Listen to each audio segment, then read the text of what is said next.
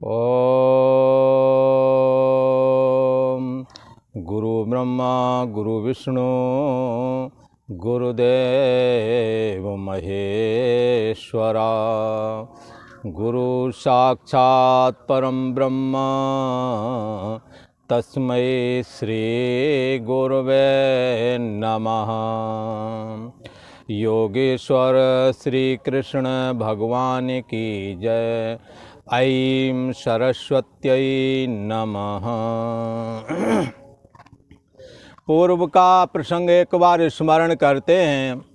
भगवान श्री कृष्ण इस 9वें अध्याय के अंतर्गत अपनी सर्वव्यापकता का कथन करते हैं और भगवान श्री कृष्ण कहते हैं कि मया तत्मिदं सर्वं जगत व्यक्त मूर्तिनः मतस्थाने सर्वभूतानि न चाहम तेषु वस्थितः।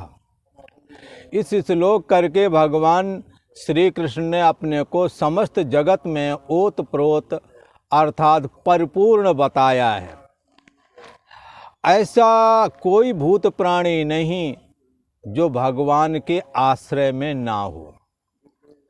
भगवान का जो अंतर्यामी स्वरूप है, जो कि सारे जगत का आधार और अधिष्ठान है, उसके लिए स्वयं भगवान श्री कृष्ण कहते हैं, मुझ निराकार परम ब्रह्म परमात्मा में यह संपूर्ण जगत ऐसे ही व्याप्त है जैसे जल के द्वारा बर्फ व्याप्त होती है और जैसे जल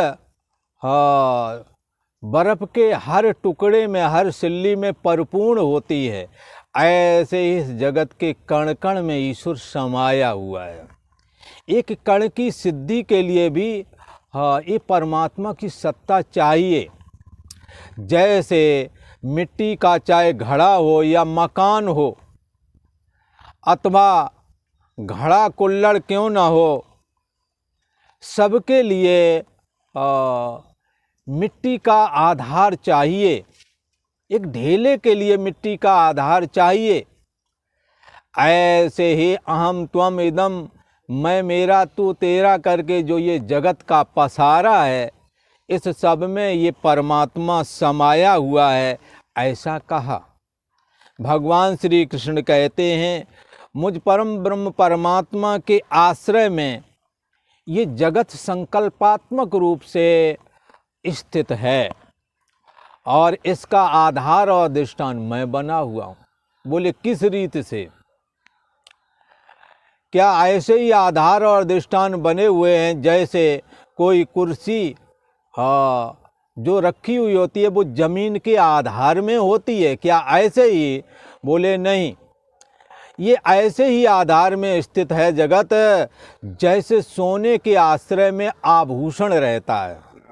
सोना ही आभूषण होकर के अभिव्यक्त होता है, जैसे लकड़ी ही लकड़ी का फर्नीचर होकर के दिखती है, ऐसे ही परम ब्रह्म परमात्मा ही ये संपूर्ण जगत में पिरोया हुआ है। और यहाँ तक कह दिया, मेरे से अलावा या मेरे से परे मत्ता परतरम नान्यत किंच दस्त धनंजया, मेरे अलावा अथवा मेरे से परे और कोई वस्तु है ही नहीं, ऐसा तक कहा।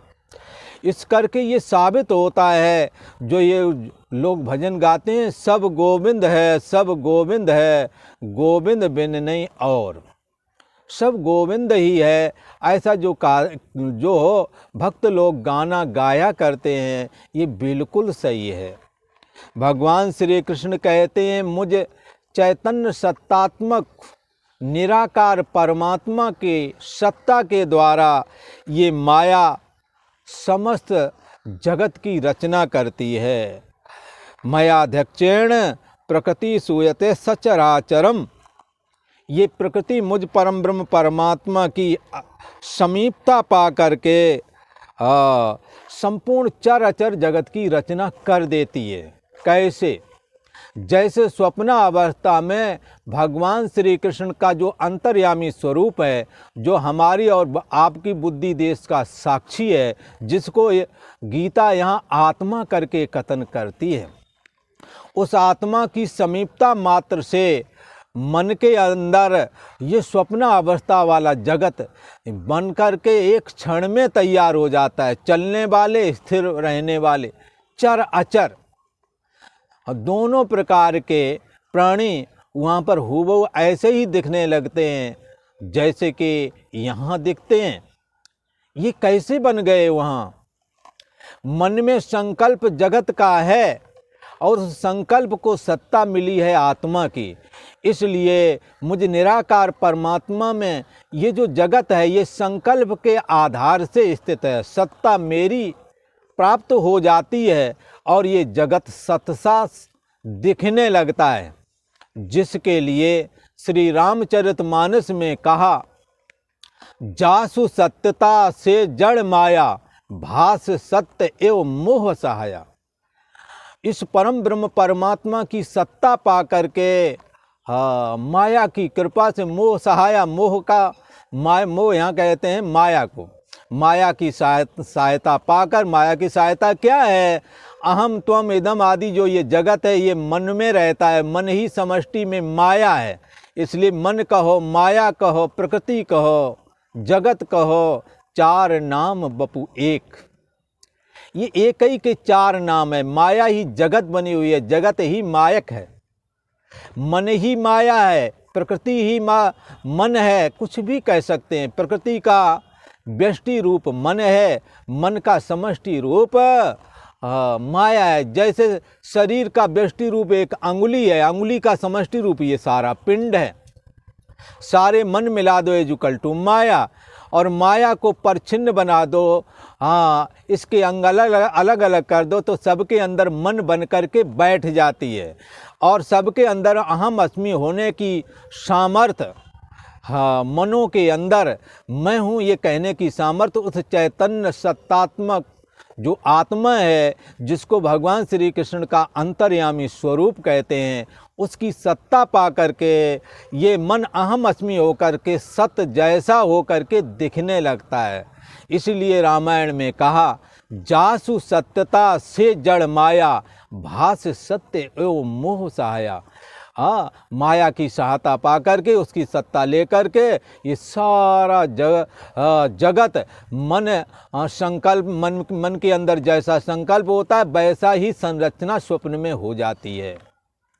और हमारे इस जन्म में किए हुए जितने भी शुभ अशुभ कर्म हैं उनकी वासना मन में है, और जब शरीर शांत होवेगा तब ईश्वर मन के अंदर की वासना जो जगत की भरी पड़ी है, राग द्वेष की, मान सम्मान की, कुछ करना है नहीं कर पाए या कर लिया, अनेकों तरह की वासनाएं हैं। ये संपूर्ण वासनाएं ईश्वर देखता है, ये शुभ वाली हैं, शुभ वाली हैं तो मनुष्य का शरीर दे देगा। आपकी अपनी वासनाओं का ही संकल्प जो आपके मन में ही विद्यमान है, उसमें ईश्वर की सत्ता मात्र, जो ईश्वर का संकल्प है सत्ता देने मात्र का, उसी से ये इसका पुनर्जन्म होता है। वैसे ही देश काल वस्तु जगत सब उसे दिखने लगता है अगले जन्म में। ये सिलसिला बराबर तब तक चलता रहता है जब तक कि ये मन उस अंतर्यामी आत्मा में, जो कि परमात्मा श्री कृष्ण का अंतर्यामी स्वरूप है, उसमें जब तक लीन नहीं हो जाता तब तक इस सिलसिले का अंत नहीं होता। ऐसा कहा। इस रहस्य को जिन्होंने उपासना नहीं की, जिन्होंने परमात्मा का नाम स्मरण नहीं किया, जिन्होंने अपने माता पिता बड़े बुजुर्गों का आदर सत्कार पूर्वक सेवा नहीं की है, जिन्होंने व्रत उपवास आदि नहीं किए, जो दूसरों के प्रति सहानुभूतिपूर्ण बर्ताव नहीं रखते, खास करके माता पिता, अपने बुजुर्ग, तो इन सब के प्रति जब ये सत्कार भाव और सेवा भाव रखता है तब उनके हृदय में एक प्रेम का आविर्भाव होता है। जिन्होंने सेवा की उससे चित्त निर्मल हो जाता है और उन्हों का आशीर्वाद दुआ आदि लगती है, जिससे चित्त निर्मल हो जाता है और निर्मल चित्त में ईश्वर की लीला कथाएं हैं, भगवान श्री कृष्ण की लीला कथाएं हैं, उनके सुनने का जी करता है, संतों के पास बैठने का जी करता है, लगता है कुछ सीख लूं, लगता है कुछ साधना करूं। ऐसे चित्त वाले लोग महात्मा कहे गए हैं। जो इस तरह का आचरण नहीं करते उनको अकृत उपासक कहते हैं, और जो इस तरह की प्रक्रिया से चलते हैं उनको कृत उपासक कहते हैं। उन्होंने ये उपासना वाला पाठ पढ़ लिया है, जो कि सबको पढ़ना ही पड़ेगा। जो इस उपासना वाला पाठ नहीं पढ़ते उनको भगवान श्री कृष्ण के अंतर्यामी स्वरूप का ज्ञान भली प्रकार नहीं होता। बेशक वो सुनते हुए भी वो हृदय में धारण नहीं कर पाते। इसलिए इस ज्ञान को यदि धारण करना है तो साधना अपने घर से ही चालू करो, और ख़ास करके अपने से जो बड़े लोग हैं, माता पिता आदि हैं, उनकी सेवा शुश्रूषा, उनके काम में हाथ बटाना, और हाँ, उनके प्रति सहानुभूतिपूर्ण बर्ताव करना, ना कि चिड़चिड़ा के बोलते हो, ना कि चले जा रहे हो वो बोलने के लिए तरसते हैं, ये एक शब्द ही कुछ बोल दे तो आप बोलते भी नहीं हो, चुपचाप जाते हैं, चुपचाप निकल जाते हैं, मानो कोई दीगर हो। जिन्होंने पाला, जिन्होंने पढ़ाया, उन्हों के साथ ऐसा व्यवहार उचित नहीं है। यही वजह है इनके हृदय में उनके प्रति नीरसता आ गई, उनका आशीर्वाद इन्हें प्राप्त होता नहीं है, चित्त में प्रेम नहीं है। ये चित्त में राग द्वेष से कुंठित होकर के अनर्गल कर्मों में लगे रहते हैं। पर जो करना चाहिए घर के अंदर में सत्कारपूर्ण बर्ताव, सहानुभूतिपूर्ण बर्ताव, सेवा शुश्रूषा आदि, उससे वंचित हो जाते हैं। लिहाजा ये परमात्मा की भक्ति से भी वंचित हो जाते हैं। यही एक ऐसा क्लास है जिसे हमने आपने सबने पढ़ना है। जब ये वहाँ नहीं पढ़ पाते तो गुरुओं के आश्रम में जाना होता है, वहाँ साधु संतों की सेवा, आचार्यों की सेवा करके ये पाठ पढ़ना होता है, तब ही जा कर के ये बात बैठती है। आचार्यों का, संतों का, गुरुओं का, अपने माता पिता का अनादर करने वाला भगवान की भक्ति कैसे पाएगा, कैसे ज्ञान गीता का प्राप्त कर पाएगा? ये क्लास हमें पढ़नी चाहिए। तो महात्मा लोग वही कहे जाते हैं जो इस क्लास को पढ़ लेते हैं।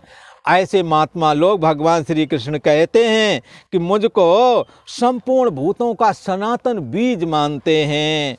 और कैसा मानते हैं? अविनाशी, नाश रहित मुझको मान करके, और सब में मैं ही समाया हुआ हूँ, ऐसा जान करके अनन्य भाव से दूसरा और कोई नहीं है, सब गोविंद है, ऐसा समझ करके परमात्मा की अनन्य भक्ति करते हैं और इस संसार से मुक्त हो जाते हैं भगवान की कृपा से। ऐसी भगवान की कृपा है, और ऐसे भगवान का आराधन यदि आप निष्काम भाव से करोगे तो आपको भक्ति और ज्ञान प्राप्त होगा। यदि कामना रखते हो तो स्वर्ग आदि की यदि कामना है तो वो भी प्राप्त होगा, ऐसा नहीं कि नहीं प्राप्त होगा। पर ये स्वर्ग को प्राप्त करने के लिए जो पुण्य कर्म किए जाते हैं, जब ये पुण्य कर्म नहीं रह जाते, या इन पुण्य कर्मों का फल जब पूरा पूरा भोग लिया जाता है, तो क्षीणे पुण्य मर्त्यलोके विशन्ति, फिर मृत्युलोक में उसे पुनः धकेल दिया जाता है, ऐसा कहते हैं।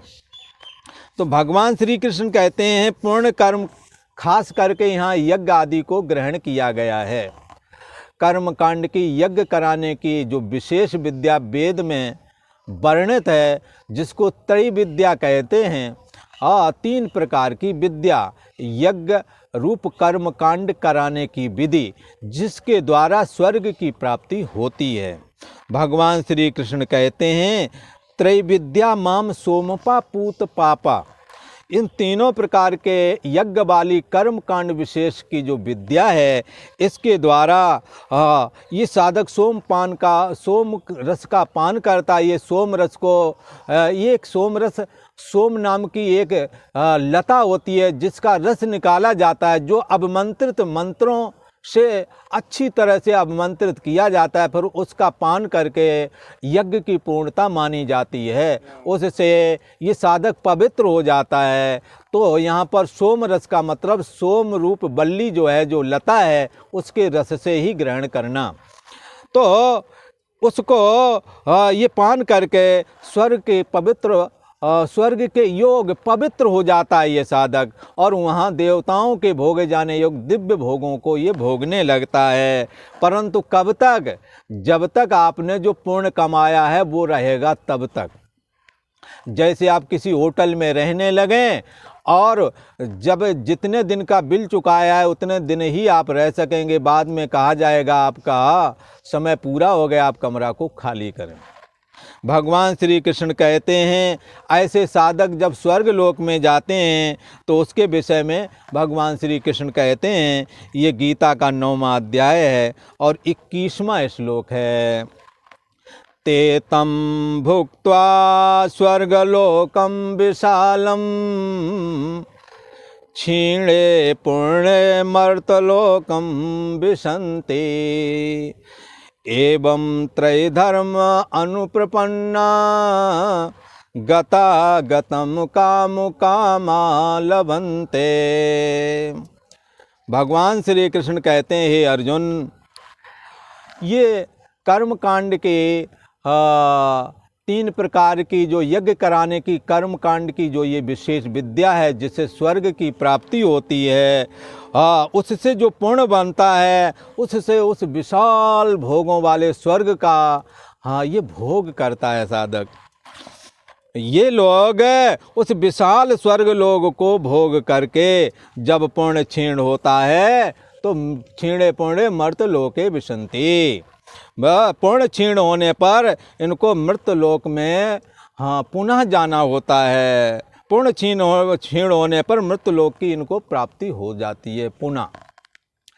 कहते हैं स्वर्ग में जाने वाले साधक को एक माला पहना दी जाती है और कहा जाता है इस माला में जितने फूल हैं उतने वर्षों तक तुम यहाँ रह सकोगे। जो देवताओं के दिव्य वर्ष हैं तो उन जब एक फूल कुमला जाता है माला के अंदर का तो अब ऐसा माना जाता है कि इसका स्वर्ग का 1 वर्ष का भोग पूरा हो गया। इसी तरह से जब सारे फूल कुमला जाते हैं, 1 ही 2 फूल रह जाते हैं, तब ये मारे चिंता के पसीना पसीना हो जाता है और इंद्र कहते हैं इसका थोड़ा सा पुण्य बचा है, इसको अभी फेंक दो ताकि ये मृत्युलोक में भी सुख सुविधापूर्ण और अच्छे से रह सके। इसलिए 1 फूल जब बाकी रह जाता है तभी इसको मृत्युलोक में संकल्पात्मक जो जीव है उसको चंद्रमा की किरणों के माध्यम से और इसे मृत्युलोक में फेंक दिया जाता है। पानी के साथ में भी बरसा दिया जाता है और यहाँ जाकर ये किसी गेहूँ धान जौ आदि में ये पहले प्रवेश करता है और उसको पुरुष खाता है तो प्रथम जन्म पुरुष के अंदर हो जाता है और दूसरी बार में माता के उदर में दूसरा जन्म होता है और तीसरे जन्म में ये पिंड बन करके बाहर आ जाता है। इस प्रकार से स्वर्ग से गिरे हुए जीव की ये प्रक्रिया बताई। भगवान श्री कृष्ण कहते हैं वो साधक विशाल स्वर्ग को भोग करके पुण्य क्षीण होने पर मृत्युलोक को प्राप्त होता है। इस प्रकार स्वर्ग का साधन तीनों वेदों में कहे गए जो सकाम कर्म हैं उनका आश्रय लेने वालों की ये बात बताई। उनका अंत ऐसा होता है स्वर्ग जाते हैं, पुण्य क्षीण होने पर पुनः मृत्युलोक में वापस लौट आते हैं। ऐसी बात सकाम कर्म करने वाले जो लोग हैं और सकाम कर्म का आश्रय लेने वाले और कामा और भोगों की कामना वाले ये लोग हैं, ऐसे पुरुष गतागतम लभन्ते। फिर यहाँ पुनः जन्मते हैं, फिर कर्म अच्छे करते हैं, फिर स्वर्ग जाते हैं, फिर वहाँ से गिरते हैं, फिर कर्म अच्छे करते हैं। इस तरह की प्रक्रिया गतागतम काम कामा लभन्ते। ये कामना वाले पुरुष बार बार पुनरप जननम पुनरप मरणम में फंसे रहते हैं, निकल नहीं पाते हैं। यही वजह है भगवान श्री कृष्ण कहते हैं तुम कामनाओं से ऊपर उठ जाओ, तुम्हें तो फल तो मिलेगा ही, पर कामना से ऊपर यदि उठ जाओगे तो भगवान की ज्ञान वैराग भक्ति को भी प्राप्त कर लोगे। इसलिए यहाँ भगवान श्री कृष्ण कामनाओं से ग्रसित लोगों को मानो ये ऐसा कहना चाहते हैं तुम कामनाओं के चलते स्वर्ग की प्राप्ति के लिए जितनी मेहनत की है उतनी मेहनत में ही तुम्हें हमारी ज्ञान वैराग भक्ति भी प्राप्त हो जाती। और ज्ञान वैराग भक्ति के प्राप्त हो जाने पर आप जो है हाँ मोक्ष को प्राप्त हो जाते, परमात्मा में लीन हो सकते थे, पर वो काम आप कर न सके। लेकिन अब पुनः जन्म हुआ है, अब भगवान के ज्ञान वैराग भक्ति को ही प्राप्त करेंगे। और सकल सुकृत फल राम स्नेहो, जो भी सत्कर्म करूँगा उनको परमात्मा को अर्पण करूँगा और उससे क्या होगा, परमात्मा की प्रीति अर्थ करूँगा, जिससे परमात्मा श्री कृष्ण के चरणों में प्रेम हो जाए। ऐसा करने से इसके पुनरप जन्म पुनरप मरणम का सिलसिला बंद हो जाता है और भगवान का जो अंतर्यामी स्वरूप है उसमें जो आपका ये जीवात्मा रूप मन है ये सदा सदा के लिए लीन हो जाता है और मुक्त हो जाता है। आज इतना ही। ओम शांति शांति शांति।